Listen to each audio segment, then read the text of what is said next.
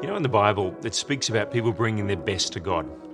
In the Old Testament, they'd bring the first of their flock or the first of their grain, or they'd bring their tithe, that first 10% of their earnings, and it was an act of worship for them to bring it to God. And when we hit the New Testament, it continues to speak about tithing, but it says it's symbolic of the fact that 100% of our lives have been bought by the precious blood of Jesus.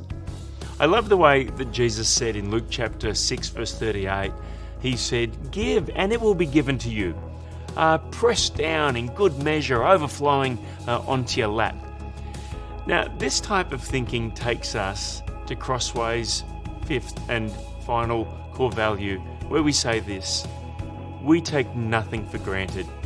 We respond to God's goodness with gratitude and generosity. Jesus told a parable at one point about people stewarding what had been given to them. And for those who stewarded faithfully, he said, "Well done, good and faithful servant. You've been faithful with a few things. I'm going to put you in charge of many things." Or in one of the Gospels, he said, "You've been faithful with a few things. I'm going to put you in charge of 10 cities."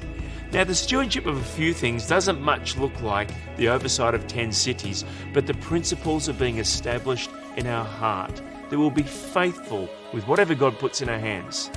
Now, it's some of this thinking that drives us here at Crossway, whereby we say, we don't take anything for granted, but we respond to God's goodness. Like everything we have is a grace from Him.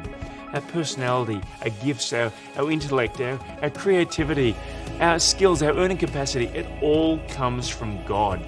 And so for us, we seek to adopt a humble attitude and to say everything that we have, both collectively and individually, everything we have is a gift from God. We therefore take nothing for granted, but we respond to God's goodness with gratitude and with generosity.